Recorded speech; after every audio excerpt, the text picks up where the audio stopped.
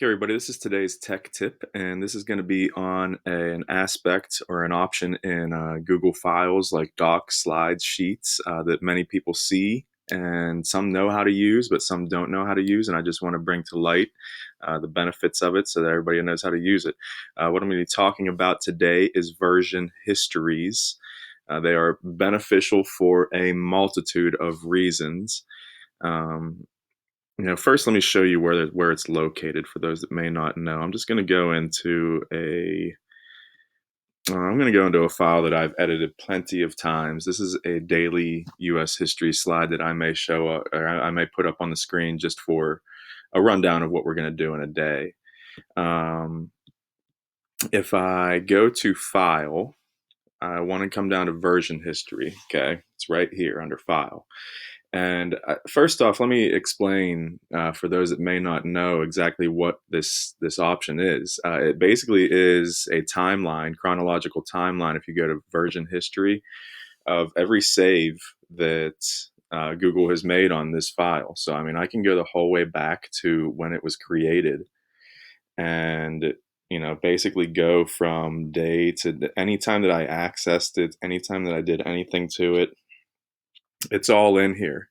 You will notice that off to the left-hand side of any of these dates is a expandable arrow. You can click that, and even within that date, there are multiple saves, because you do make multiple changes to a file anytime that you open it, and odds are it's going to save more than one time. So it's all in there. Now, this is obviously good for anybody that needs to revert back to an original version or an earlier version of a file. You simply just click it and restore version, right? You can even go to one that is within an actual, a larger day in the drop down, and you just get a restore version. Now, the other purpose to this is I get a lot of teachers that call me sometimes and ask, is there a way for me to detect if a student has plagiarized or cheated on an assignment? And version history can definitely help you in that. If you go into a student's documents, into their version history, you can see if a large chunk of it has come in all at once in a matter of a minute. You can obviously know then that it was a copy and paste job, and you can start your detective work figuring out exactly what happened. But it can definitely indicate students cheating or plagiarizing. But what I want to show you is beyond that. What I want to show you is how you can use it for your own benefit. So if I get out of this and I go over to new, and I just want to create a new document just to show you from scratch. And I'm going to name this for our purposes just version history, okay? And if I just type on here, I am going to show version history, right? That's all saved. That is all saved right now. And I can actually come up here to File, Version History, and I can name this current version. This is the aspect that I want to show you guys today, because what this is a way to keep all copies of this file in the same place. We are conditioned, unfortunately, from Microsoft era into making copies of files, right? If I go off to my drive, and even I'm guilty of this, I do this too, and I have to stop myself from doing it. A file that I have that I want to recreate because I need to change it for some other purpose, I actually make a copy of it, and I will find myself doing this, and I will find myself stopping myself from doing this because of what I'm going to show you. What you don't want to do with this and Google Drive and with these files is have a dozen copies of these things roaming around that are all different things, and you have to figure out which one's which and everything else. How Google has it set up is it's basically a master file of all the different versions. So if I go down to File and name this, I can just name it version 1.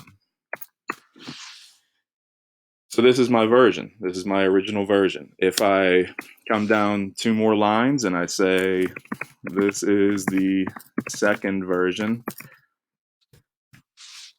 and I go up to File and Version History, and I name this version 2, then I have a second version. For this one here, let me just throw on a picture, right? Pops to mind just a bunny, right? I'll grab um, this one here. Looks good, this cat bunny. Grab that image. Let me put it on here. He's nice and large this morning. Get it down to size. And go to version history, name that one, and this will be version 3, right? And so on and so forth. You get the point of how I'm changing these versions and I'm naming them. Now, if I were to close out of this and I say to myself at some point later down the line, I know that I have these versions. I know that I want to use one from an earlier, but not the most up to date. All I need to do is go into that document, which is again the master file for all versions of this document.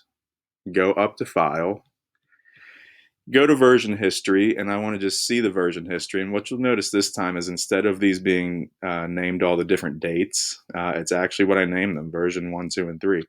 I can just go ahead and revert back to that version, restore it back.